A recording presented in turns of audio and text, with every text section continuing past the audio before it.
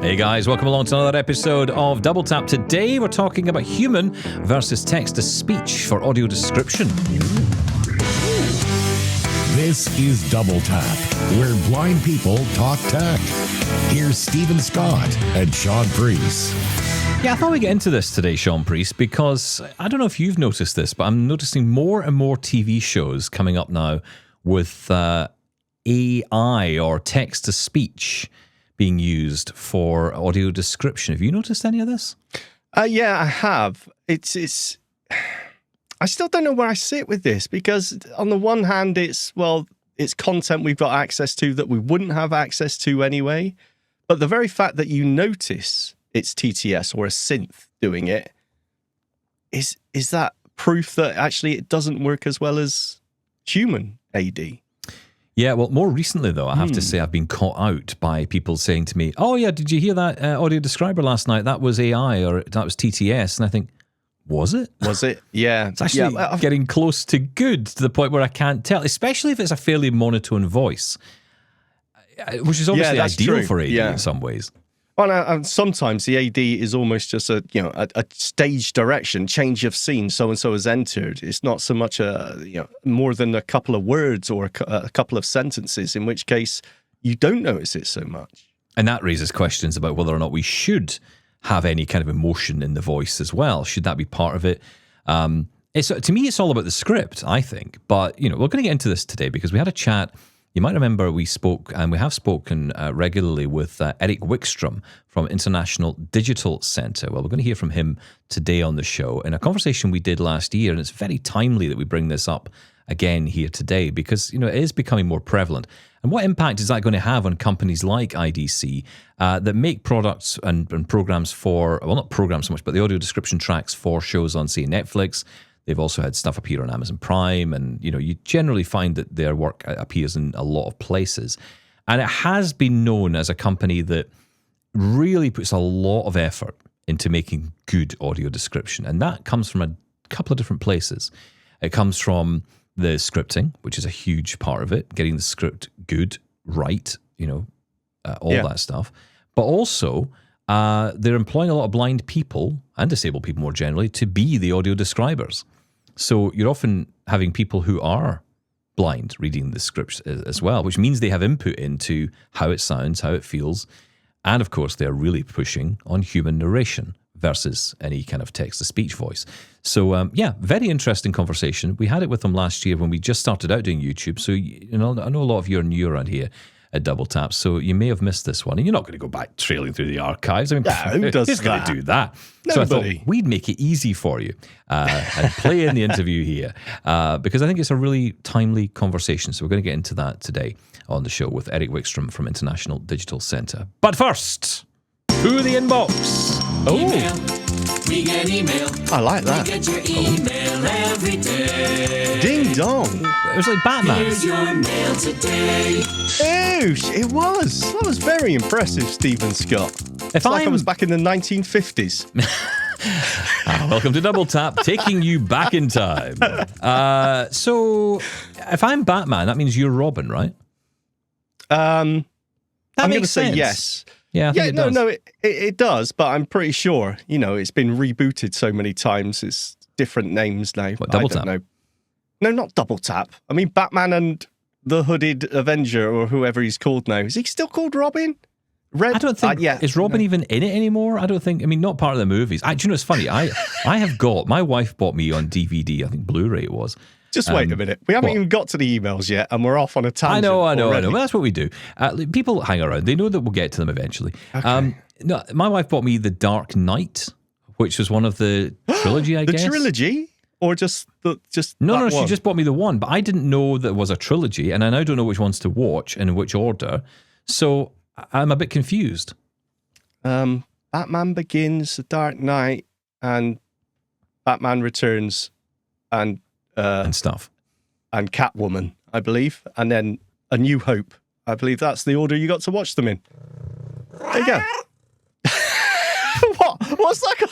Catwoman. Catwoman. Oh, well done. Sorry. I didn't have a Batman effect, so I don't think Batman's a dog. I don't think no, definitely not. And one thing for sure is it is not. Oh, come on! It's not what? Oh, Stephen? that didn't. Oh, there we go. Finally, you get there. Dearie me. Right. Shall we do some emails?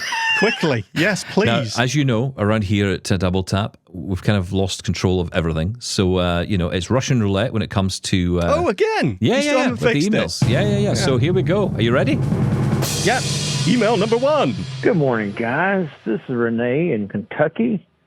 This is Wednesday morning, about 12 on the 27th. I'm just listening to a lot of the different discussions. First, the price of Jaws. What else? Anything else that we're buying is going up, so it's staying right in line. I just renewed mine this month in August, and, it's such a great item. A person cannot do without it, so you need to do it. And so just pay the price and go with it. The other thing is about the Echo Vision. I pre-registered my prescription, for the glasses, and I appreciate them not putting anything out until they have everything figured out and make it work right when I get the glasses. I'm looking forward to it, and I think it's going to be a great thing. And thanks, guys, for you all's great podcast. I listen to it every day, and I appreciate the information. Thank you. Bye-bye. Oh, no, thank you. Oh, that's very nice of you. And I totally agree with everything you just said. Stephen Scott? Really, do you? Wow. Okay. No, I kind of do, actually. I know, the Jaws pricing thing, okay? I don't agree with that at all. It's absolutely fine, right? It's a great product. Just go with it. Well, the argument was, everything else is going up in price, so, it makes sense for that to... Well, I don't think that's an argument that's fair. I mean, yes, other things are going up in price, that's true, but that doesn't mean that for everything else to just follow suit. Oh, everyone else is jacking up their price, so will we. Well, and I don't know if that's necessarily what's going on. Whatever they want. They set their own prices. And the reason I say I don't disagree is because it's up to the end user if they buy it or not. Well, Jim said there, he said, I don't have much of a choice. Well, you do. You have a number of choices, definitely in fairness. If Apple turned around and said, okay, so for VoiceOver, we're going to charge you $20 a month, then we may all be screwed on the Mac side, right? Because there's no other option. But you have two options, actually, when it comes to it. You've got, obviously, a narrator built in, and you've got NVDA. So you have got other ways to do it. You don't have to pay the extra. Four. There may be more. There may be other options I don't know about, but certainly, you're right. There's 4. Thank you for reminding me of that one. No worries. Love you, Dolphin. Yeah, okay. Look, Jim, you're perfectly entitled to your own point of view on this. Absolutely. But I think there's just a lot of people look at the difference in pricing in different parts of the world and are upset by that as well. I think also, bearing in mind where you are, you obviously have the access. Well, I would assume you'd have the access to the home manual license, which has gone up a little bit.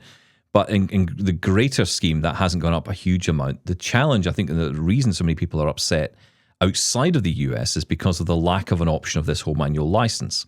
Now, obviously, there's big questions around employment and whether or not employers can afford to pay the extra, whether their government schemes will cover it. That's all, I think, a separate issue, because that's... You could obviously talk about that all day separately. Oh, dear. Well, no, I just mean, I think it's two different issues. I think, for a home user, which is who I'm talking about, the choices are very different in the US and Canada, I think, because Canada does have the home manual license as well, but the rest of the world doesn't.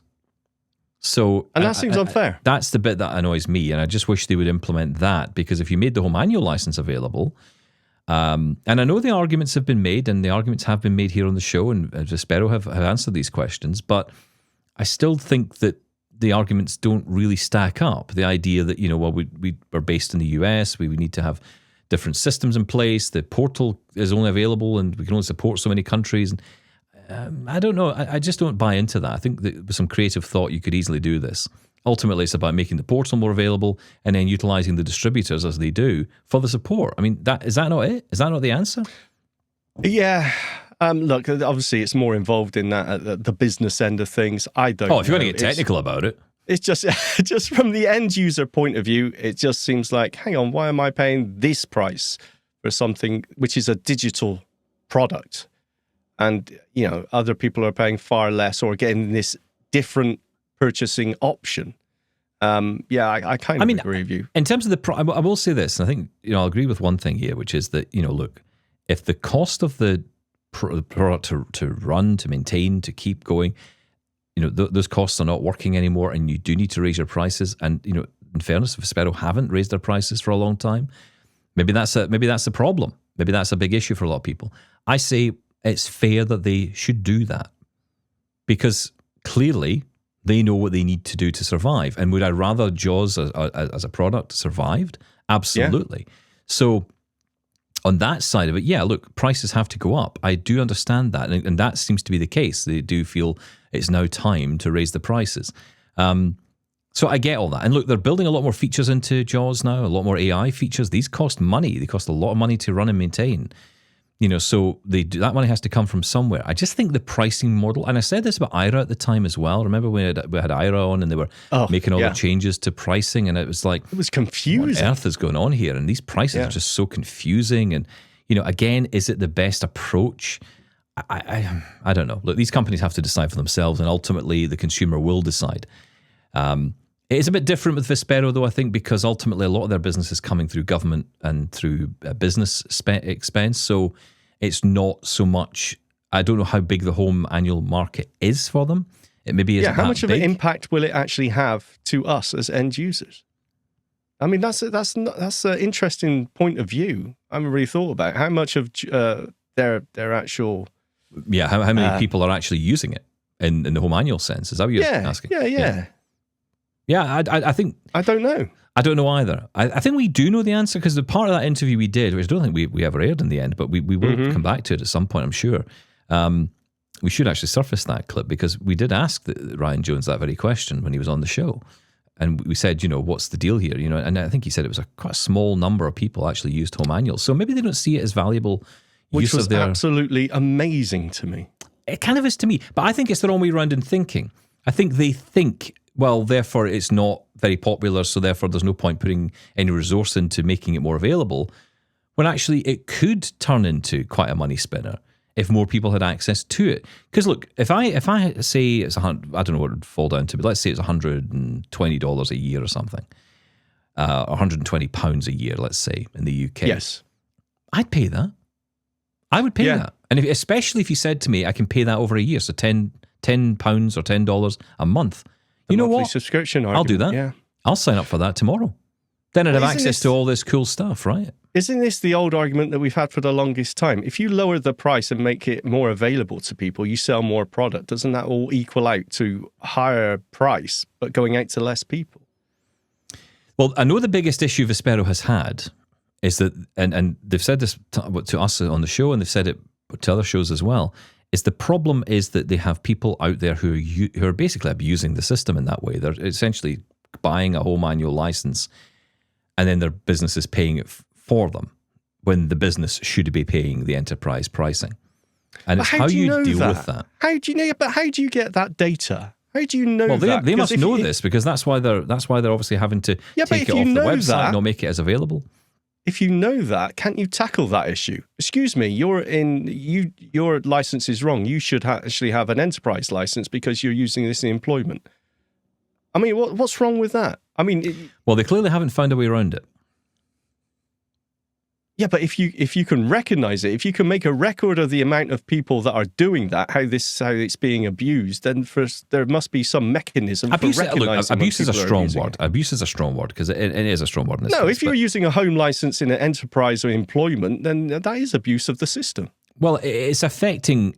I mean, look, it's having an impact enough to even impact us. That's the problem. So it's actually impacting us and the ability to get access to this thing. So, yeah, look, there's a lot of questions need to be answered around this still, but we're going to try and get Vespero back on, if they'll ever talk to us again. We'll get them on to the show, because I know they want to talk about this. I'm sure they do. But, something needs to be changed here because to me, it just feels unfortunate that we lose out in this way. And for reasons I don't fully understand. So we'll come back to it. I will say, usually they're quite open and happy to have a discussion. Yeah, absolutely. Right, we've got time, I think, for one more for the moment. Let's go to TJ, who wants to talk to us about the recent Apple event. Hey, Stephen and Shaun, TJ Malloy here. Really enjoyed the episode with Shelley, recapping all of the Apple event stuff. I was with you all. The iPhone Air was very intriguing until I learned that it only has one speaker. That's quite a step back. That's why I'm not looking more closely at the Air. And Shaun, I think you hit the nail on the head. Battery life. Battery life is the reason why I have a Pro Max. I was a Pro phone guy for a long time, and then I tried a Pro Max out a few years ago when they started to make them lighter and not so heavy. And I've really enjoyed those ever since. And I'm really excited about the 5,000 milliamp hour battery that's coming to the 17 Pro Max. That's going to be quite a difference from what you're working with now. Interesting to see how much of a difference that is. Anyway, keep up the great work, guys, and look forward to seeing what you'll have next. Thanks, TJ. Obviously reflecting on the Apple event as it happened, and the new 17 phones that came out. Having had the iPhone Air now for a couple of weeks, well, maybe more than a couple of weeks actually, I'm not having any issues with the battery at all. I am quite surprised. I mean, look, if you are heavy using it with GPS, with, say, Be My Eyes or Ira calls or video calls in general over the course of a day, and I really mean really pushing it, then, yeah, you could absolutely kill that battery off before the end of the day. But I will say, in my experience, I've gone out and, only recently I've been going out more during the day with it and coming home and we're at like 40, 50% battery life. And that's, using it, listening to music, using it for GPS. Not worrying about calls. No, not thinking about it, really. Yeah, and I've got the MagSafe battery pack that comes with it, because, of course, that's ridiculous. You pay extra for that. And I got that because I felt that Apple were kind of suggesting you might want to have this, for your own safety and security and for knowing. And have you used it yet? Not used it once. Really? On any of my trips. No, not needed to. Now, that's not to say that if I was traveling, I wouldn't need it. I think that's the distinction. I hear this a lot from blind people to say, I got the Pro Max because I need battery life. Jeff Bishop was on the other day and I had to tackle him to the ground on that as well. What do you need this battery for? What are you doing that you need this battery that you think you need it for? Flying around the country. But again, you're sitting on a plane with a USB socket. They don't always work, It doesn't always work, those USB ports. Yeah, but more often than not, they do. You've got charging ports all over the place in airports. You've got back to a hotel, you've got a charger there. You've got battery packs you could attach on the back. It's not like you're ever going to be in a situation where you're not near power, right? We're not going to be left stranded on a desert island for 3 days. And if you are, you've got bigger problems than no battery in your phone. So I tend to agree with you. I don't buy into that at all. I've had no issues with it. And in terms of the one speaker, I thought I would hate it. I was with you on this right up to the point I tried it, TJ. I went into the store and I found it a little bit quiet in the store when obviously a lot of noise around me. And I was listening to it and I thought, it is definitely weaker because it's one speaker less. But actually in everyday environments, in the house especially, no issue at all. I find voiceover sounds really nice from it. It's almost less bassy, which is kind of nice. It's... trebly mess. No, it's not at all. Not at all. It just doesn't have that boom that comes from the other ones. Okay, it's fine in the house, but like you said, you've been going out more recently. Outside, right? Same with my Apple Watch. I can hear it fine in the house. As soon as I go outside, I've got to hold my Apple Watch to my ear. That's why I bought my Apple Watch Ultra 3. Yeah. So what about outside? Can you still hear it okay? Or through my Meta Ray-Bans, perfectly. Okay. Or through my AirPod Pros on the bus. Yeah. I don't really use the speaker outside. I mean, if I do have to, I do. And it does stop that thing. I remember Aaron Hewitt, I think it was, who put up this on his blog. I read this the other week that he said, one of the things that irritated him was often how you would hold the phone up to your ear, as if you're trying to shove jam it in your ear canal. Yeah. And it does stop that behavior. It does stop that because you don't do that anymore. You don't do that because you're listening to it. I don't care. I embrace my blindisms. I don't care. Enough. Thank you. But no, it's a nice phone. Look, I would say to you, go try it. I'm not saying it's for you, and obviously that's great. Not for you. Definitely not for you. I want it. Cheap. Actually, funnily enough, you've turned my head, Stephen Scott. I do want this one. I think you'd like. I think it's nice of the because extra price. It's nice because it feels different. I think that's the point. It feels like a different. Yeah, it's phone. nice. It's nice to have a change, especially when you're spending money. I want to feel like I've bought something new. It's nothing worse than you think, hang on, is this? Oh yeah, this is my new phone. Feels exactly the same. I know. I mean, if I'd bought the 17, that's exactly how it felt. Because I've gone from a 16 to a 17, but I felt exactly the same. Yep. What's the point? But no, I'm intrigued to hear people's thoughts of those who have actually got it. I think the battery will surprise you a little bit. I think they've almost underestimated the battery a little bit, and the way that it was promoted was kind of like, well, they didn't say the battery was bad. Of course, Apple would never say that, and it is the same battery that apparently was in the 16 Pro last year. So 16 Pro, yes, the same battery life. So I mean, what's the problem? What is the worry? We could say, yeah, absolutely. Yeah, I just think if you're spending extra money. And you've got it to spend, that's fine. But if you're buying, just because you think you need the battery, I don't think you do. That's just my take. Take. All right. Right, look, stick around. Coming up, we're going to be talking to Eric Wickstrom all about human versus text-to-speech for audio description. Which is best? We'll fight out with Eric from International Digital Centre next. Get in touch with Double Tap. Email feedback@doubletaponair.com. Leave us a voicemail at 1-877-803-4567. And now you can send an audio or video message to us on WhatsApp. That number is 1-613-481-0144. Now, recently we caught up with Eric Wickstrom from International Digital Centre to talk about his views on humans versus text-to-speech for audio description. It's good to have him back on the show. Oh, thanks for having me, guys. Good to see you again. Yeah, good to see you. This is something you rail against, isn't it? You're not a fan of text-to-speech. Why are you against it? I mean, generally, no. I mean, it has its place. I mean, I certainly think, like all technology, AI, and anything else, there's definitely places it can help and make things better. But in my experience with TTS, the conversation is never around making the product better for using it. It's always centered around saving money. And anytime you're centering a creative conversation around saving money, it doesn't tend to make for a good end product in my experience, in my career. So that's the reason for that. Especially on newer content. I mean, there's definitely a divide, especially in the blind community, because we certainly solicit a lot of feedback. And there's definitely a big percentage of people right now that are fine with it for older stuff, let's say, for backfill. And, I know myself and my head writer, Liz Gutman, we feel everything should have human voices just because it's a better product. But realistically, that's not the way the industry is moving at this point.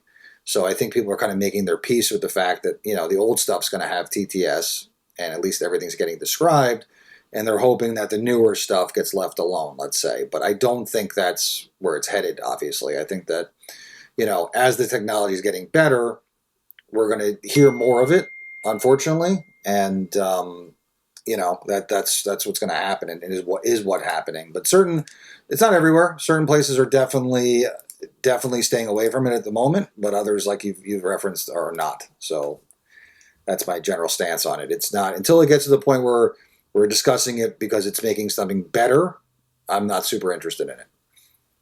That's a really interesting word you used there as well, because I've heard some arguments about audio description being creative. Some people say it shouldn't be any emotion in audio description. It's there just to set the scene or whatever. It shouldn't get in the way. It shouldn't have any emotion to distract you or take you out of the actual story that's being told anyway. So Where do you stand on that? I think that's a very old approach. There's definitely people in the field that have been doing it I've been doing this for about 13 or 14 years now, and I'm still a baby in some circles doing audio description. So there's certainly people out there that have been doing it for decades. And anytime I hear someone talk about, the voiceover read should be flat or just monotone or, to your point, no emotion. I can tell you how long they've been doing it, and that's a very old school approach. That trickles down to how we describe the race of characters. We do that now. We felt very strongly that we need to identify the race and the look of characters on screen for proper representation for people listening and understanding who these characters are and what they look like. That's something we really leaned into, starting with Bridgerton a few years back, and have continued with every project we do now. Now, we get blowback from that too. We get people saying, why do I need to know this character's black or this character's Asian? Well, because the blind person that's black or Asian listening may want to know that they're being represented on television and in movies as well.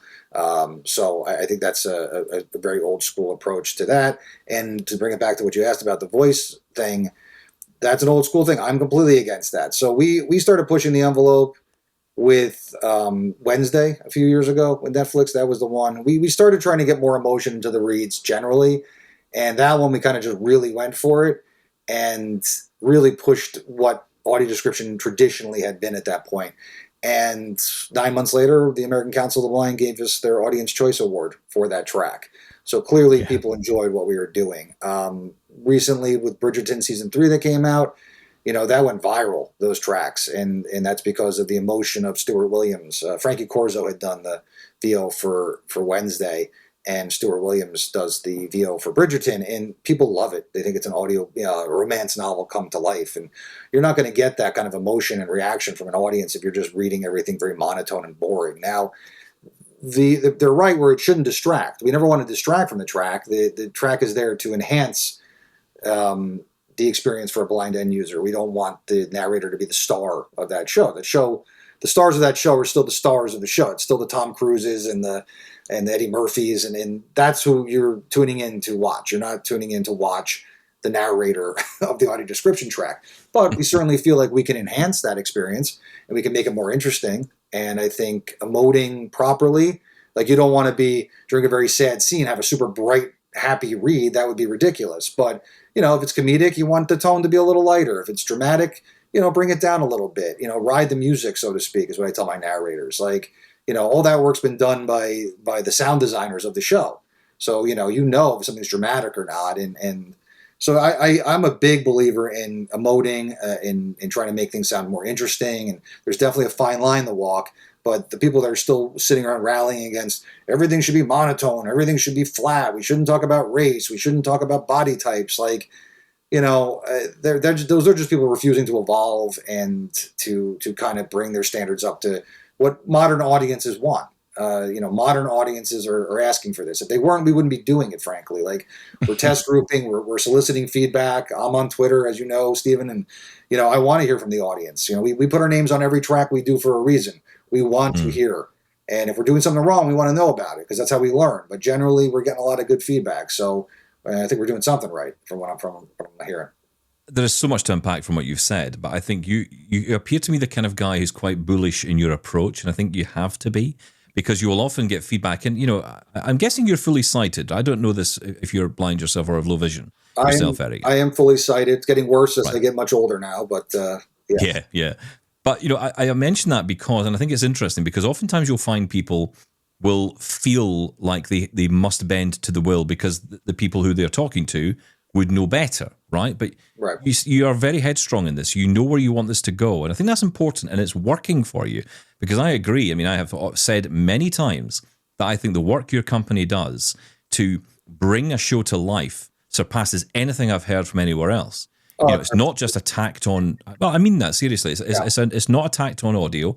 It's more than that. It has life to it. It breathes life into the program. I want to play that clip that you're talking about, the one that went viral, because this was very interesting. Let's hear this, because this was the bit. It was a very let's just say not a sex scene in Bridgerton, but it was a quite an erotic scene, I suppose, to an extent. Let's play it in, and we'll hear how it sounds, and then we'll talk about it on the other side. He leans in close, bringing his face to hers. They share a scorching kiss. He wraps his arm around her waist. They separate for a brief moment, then share several deep, slow kisses. She runs her hands up to his face and down his chest. They pause, regarding each other in wonder. She brushes her fingers over the curves of his ear and rakes her hand through his hair. His open mouth curves upward in an ardent smile. He presses his lips to hers, flattening her against the back of her seat. His hand slides up her skirt, coming to rest at her hip. She grips his lapel as they kiss fervently. Now, that scene gathered a lot of interest. And it gathered a lot of interest in the mainstream community. And that's unusual, right? Because, again, we normally would talk about audio description, as we did at the top. We explain it for people so they know what it is. Because oftentimes, if you Google audio description, Eric, all you get is, how do I turn this damn audio description off? Yeah. You know, people don't know what it is. They just keep thinking, there's a voice in my television that keeps telling me what's going to happen next. Right. And, you know, they want to know how to get rid of it. But when people realize what it is, they realize the power of it. But it clearly shows that what you're doing in this, and of course, Liz Gutman, your head writer, right, who is just wonderful at writing these scenes, and we've talked to her about this before, you know, she is such a powerhouse in being able to sit there and just come up with this fantastic language. Yeah. But here's my question to you. Could text-to-speech deliver in the same way with Liz writing it? Not now. You know, not current day. I mean, to double back, I appreciate the kind words. I mean, it has nothing to do with me. It's my team. They really care. And that's the first thing you have to do with audio description. There's a lot of providers just checking a box and trying to get it, you know, whatever they're trying to do with it. And they're hiring companies that frankly don't care. So we are headstrong in our approach because we think it's the right way to do it. And until the blind community tells us we're doing it wrong, we don't really care what anyone else has to say about it. So that's where we take our cues. That's what we work for. That's what I tell my writers every day. We get up, we put our feet on the floor to get out of bed. I say, how are we going to best serve the blind community today? That's the question we ask ourselves, and that's what we do. So that's the opinions I care about. Another thing we do, and then I'll get to your question, I'm sorry, but the thing I want to point out when I do these appearances is we feel very strongly too with the narrators that they should be culturally appropriate. You know, we shouldn't have people that look like me as a white middle-aged man, you know, describing content meant for a black audience or telling black stories of historical significance in America, especially. And, you know, if it's an LGBTQ story, we want to make sure we're representing that properly. So we used nearly 70 different voiceover artists last year at IDC. So it's an ongoing conversation amongst my writers and my engineers, my audio engineers, who get no love ever. But they're a huge part of the process as well in making these tracks. So no, we do. So I appreciate the kind feedback. It's an ongoing conversation, and it's something we every day try to do a little bit better. We don't always get perfect. Bridgerton, I think, is perfect, but we don't always get to that level. As far as can a computer do that? No, they can't. They can't do Stuart Williams right now. They can't do a Frankie Corzo. They can't do a Jamie Lamchick, another narrator we work a lot with, or any of our narrators. They're all fantastic at what they do, and we cast them specifically for the content they're working on for those specific projects. We don't just haphazardly throw narrators onto projects. We know, or at least we hope, that by putting that narrator specifically on that project, that's going to be a better end product for the blind audience and the sighted audience. You know, my daughter is sighted and she's spectrum for autism. She's 11 years old now. She won't watch anything without a narrator. At this point, she found it on her own. I didn't introduce it to her, but she found it. And every time we put a movie on at home, put the narrator on, she yells at me. So I get to hear a lot of AD. And I think a lot of sighted people, Bridgerton's one especially that they found that they really liked. And, you know, I played it for my girlfriend who's fully sighted. And she was like, ooh, this is like, you know, this is really, you know, titillating. This is something, you know. And so I think when people find it, if it's done well, they do enjoy it. And so right now I don't think we're there and that's my problem with the TTS right now, is that it's not there. We can't get the same emotion out of like a Stuart Williams that the computer can do now. You can't do it. Now, 5-10 years from now, will that be different? Maybe. You know, when I was in film school, digital video was a thing that was coming out, and everybody had said, you know, digital video will never look as good as film. Well, we know that's not true right now. A lot of stuff shot in digital video for the big screen, and you never know the difference. Now, I still prefer film, but, you know, with the naked eye, it's almost impossible to tell at this point. So I think with the naked ear, unless you're a professionally trained audio guy, I think in 5 to 10 years, you're not going to be able to just pick out, like you did earlier when that started playing, you immediately knew, oh, that's a computer voice. You know, what I've heard recently it's getting scarier. I'll tell you that in terms of how close it's getting. But I can still pick it out as you guys can pretty quickly. But I think in 5 years it'll be harder to tell. At that point, I still don't think it'll ever get to the point where the computer can emote in real time in an audio session the way a human being can. But for the end product, it'll probably get there. But the cost savings is not that great. So I think that's the other thing I lean into, not only quality for the end user, but there's thousands of voiceover people out there that this is how they pay their bills, their mortgages, they feed their children. I mean, this is their livelihoods that we're talking about. And it's not such a windfall of savings for these companies that I think we should be throwing them all out, out the pasture, so to speak, to defend for themselves in a new career because, we want to save a couple of bucks here and there. So that's my other big concern with it is the impact on all these professionals that have spent their lives and decades honing this craft and doing this work, and then we're just going to throw them overboard for the sake of a few dollars here and there. It doesn't make much sense to me. And if it is down to cost saving, I worry that even if the TTS voices do improve where you can't tell them apart from a human voice, and let's say they are able to get, context and emotion into it, fine. But then you have the other things like you just mentioned there, the audio engineers, how to mix that audio into the soundtrack anyway, the placement of it so it's not over dialogue maybe, or it's not just uniformed, 2 seconds after someone stops speaking. Then, it is a craft. It is an art. There is creation or creative things going into it. Shaun, is with TTS right now is like there's companies running around, and I hear this because, we talk to clients, new clients, and they inquire about TTS because there are companies running around right now pitching themselves as experts in synthetic audio description. And to quote my friend Reese Lloyd from Descriptive Video Works, just because you're an expert in synthetic audio description creation doesn't mean you know the first damn thing about creating audio description. And that's, I think, gets to the point you're making. So what happens there is the script is the most important thing. I say this all the time. You reference Liz. Liz is amazing. She's, for my money, the best in the world at what she does. But I also have Stephen Christopher and Dakota Green and Betty Capot, and I just have the best writing team in the world and other people we work with as well. That's 85% of the end product, right? You need a great script. You can't create anything without a great script. And then you need that human voice and you need that human engineer because, what happens with TTS is they literally hire people off the street with zero experience because the rates are so low that you couldn't hire a Liz Gutman or Stephen Christopher or Dakota Green or Betty Capot. You couldn't do that because, you blow your whole budget on your writer. So they're keeping their rates so low. They're hiring people off the streets, paying them pennies on the dollar. It's really embarrassing what these rates are for these writers. They're cranking through this content as fast as possible. Then the computer's voicing it. We know what that sounds like.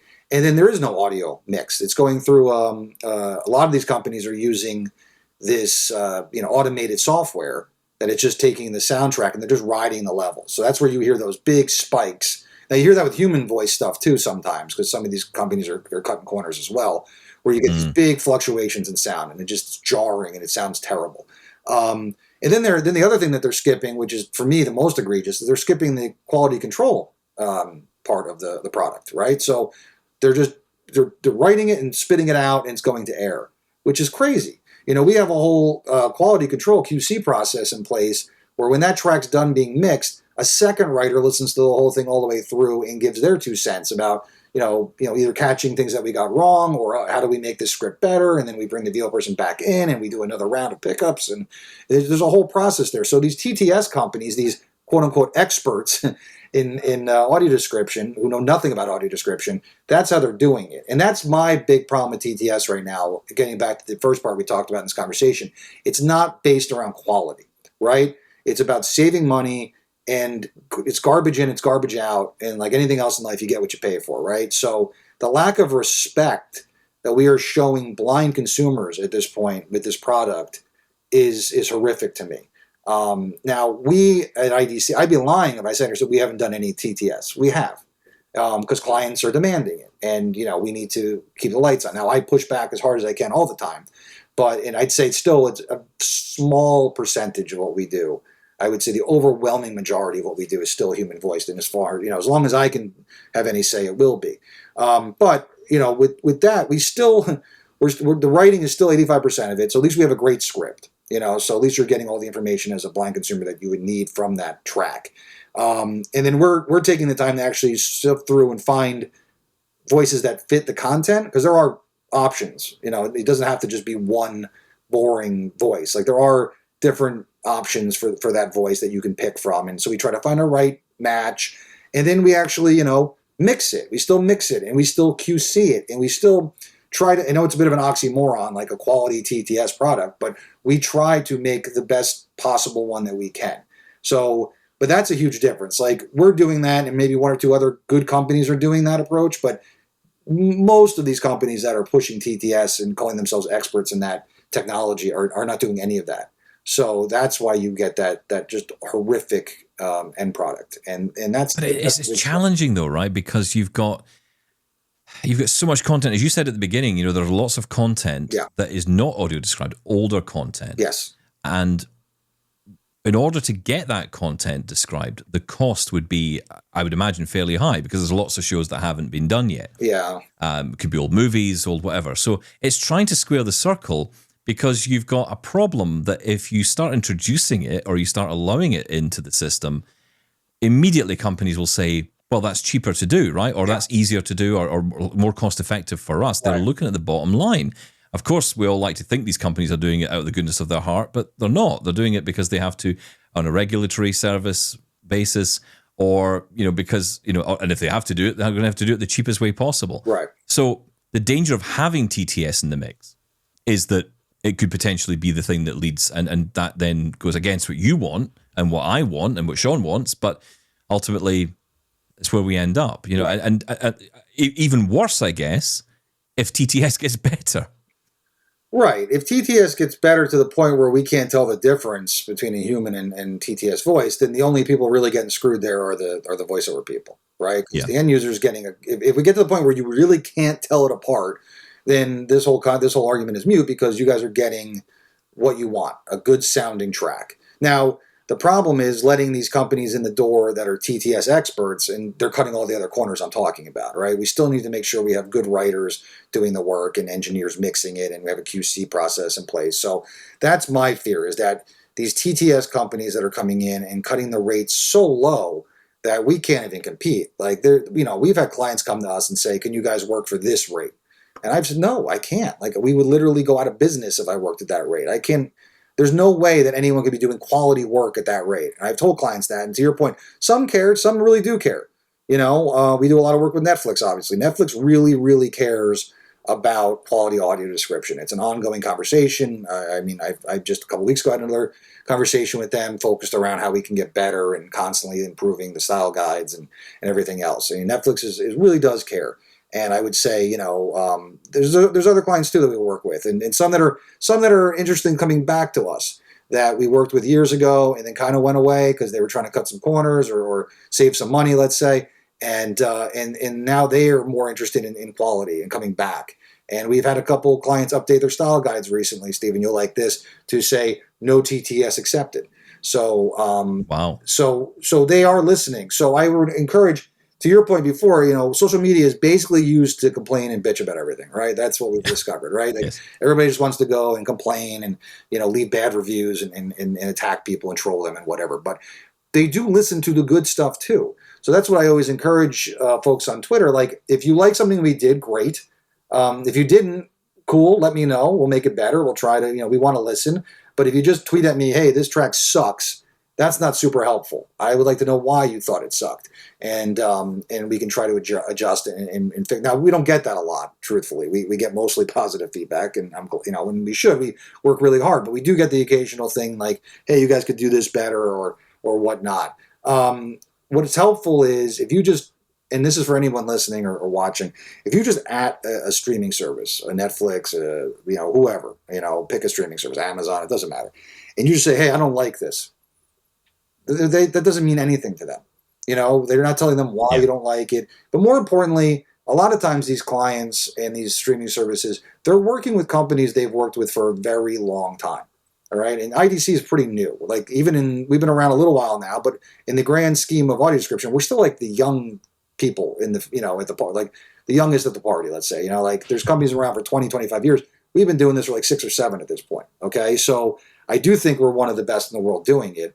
But to this point, a lot of these clients don't even know who we are, because they have set relationships they've had for 20, 25 years. So our big problem is just getting the conversation a lot of the times. So and it's not just us, there's other quality companies doing this work. So if you don't like something you hear or see on audio described content, tweet at the company, hey, I don't like this, and this is the reason why, and maybe you guys should talk to such and such company who do good work, because the rates are pretty much the same. That's the thing people have to understand. Like, for the big companies that really care about it, the rates are set, they're the same. There's not a lot of negotiation there. So it doesn't cost them any additional to work with an IDC or another company that does good work versus one that does bad. But they need to know who we are and how to find us. You know what I mean? So I think, or when you tweet out, hey, I really like this track that this company did. I wish so-and-so would work more with them to do quality. Like, try a little positivity, putting a little positivity into the world. And it does matter. Like, we do hear from people from that. But if you just tell companies, I hate this, you suck, they're probably going to, you catch more flies with honey, that old cliche. It's true. Like, I think at the end of the day, companies would like to be known for doing good work. They don't want to be embarrassed. They don't want an entire community of disabled people thinking that they don't care about them and that they're shorting them. But a lot of times they don't know. And a lot of times these people at these companies, they don't know the difference between quality audio description and bad audio description. They just know they're providing it. And they think they're just, we're checking a box and we're giving a service to disabled people, and look at us, we're great. And they don't even know that there's good and bad. They just hear it and they go, okay, well, they don't understand. So there's a lot of education. There's a lot of, I just had a conversation maybe 3-4 weeks ago with a very large client that we're hoping to work with in the near future. And it was based around all this stuff. It was based around, proper mixing and proper cultural representation in the voiceover and emoting and how we talk about race and body types and all these things that they never even thought about. It never even crossed their mind. And then through that conversation, they went to their current providers and said, hey, are you guys working with blind talent? Are you doing this? And no. And they said, well, then why are we working? Then they start thinking, oh, well, why we should start working with this other company that seems to be doing this and taking more care and with this. So that's, I know I'm rambling here, and I'm sorry I go off on these tangents, but you're passionate. That's what we like. People need to think about. It's one thing to identify something you don't like, but that's a far cry from getting something you do like given to you. So, and I think the community itself, you do have people in the blind community out there saying, TTS is fine, who cares? And they're kind of loud and they're out there. But I know for a fact, because we talk to people, that the majority of the blind community feels like you guys feel, right? Like that you don't want this product, you want human voices, you want emoting, you want a good quality audio mix, like you want all this stuff. So, you need to kind of be louder than those people out there saying it's fine. And we have some prominent people in the field, that have been around for 20, big old school gatekeepers of audio description that are out there saying, TTS is fine.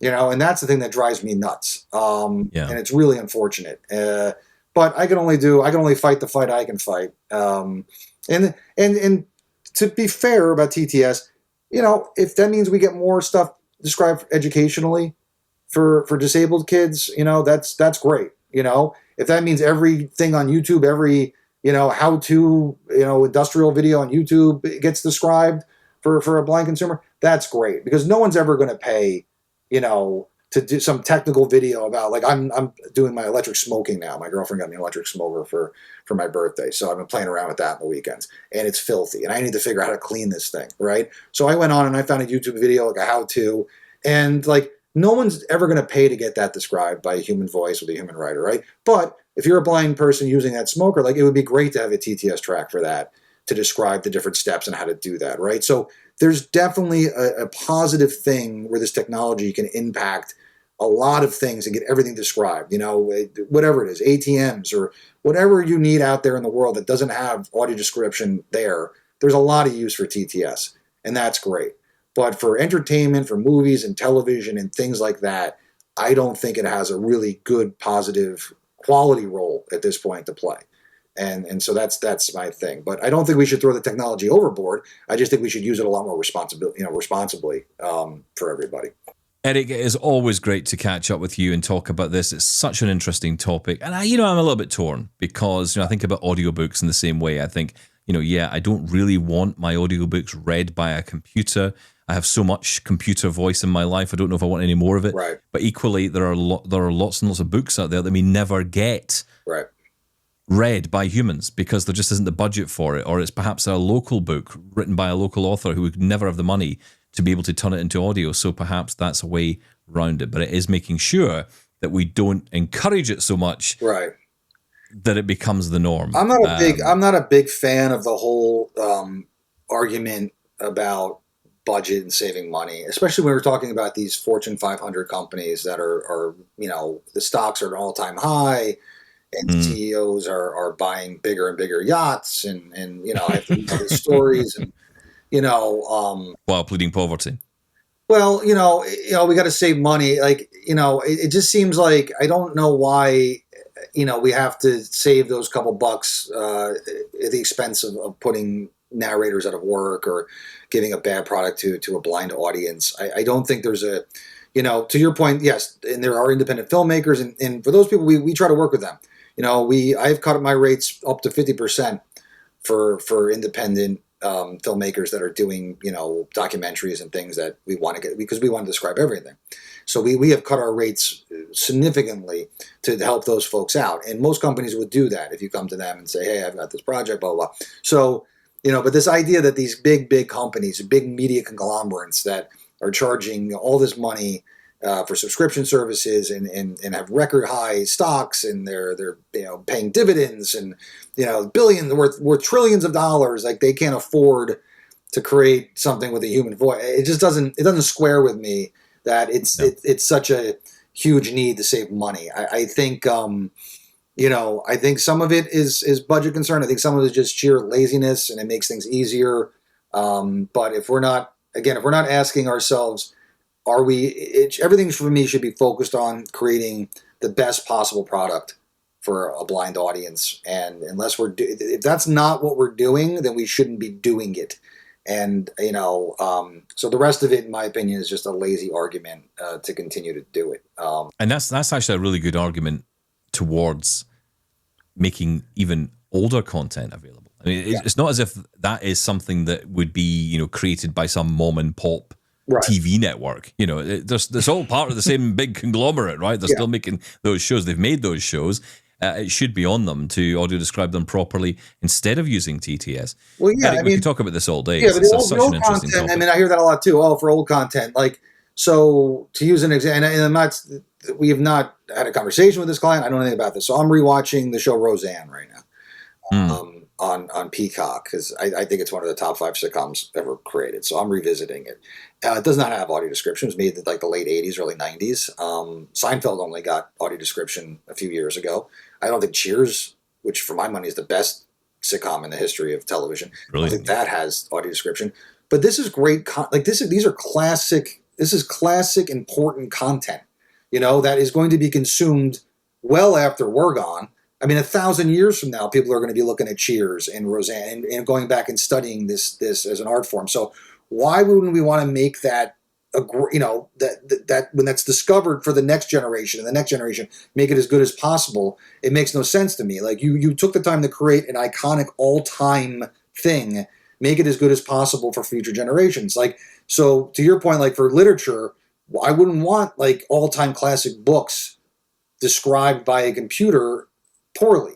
You know what I mean? Like, because 100 years from now, some kid's gonna, a blind kid is gonna go to look to hear that book for the first time, and that should be the same great experience that you or I could get. So that argument doesn't make a lot of sense. Now, there's a lot of bad content that was created, over the years, like B movies. I mean, I think everything should have a human voice. But for the all-time classic shows, I don't think good enough should be good enough. I think we should be focused on making it as great as possible for forever, So that's, we could talk about this all day, but it's definitely a frustration as somebody who cares just a little bit about what we're doing here.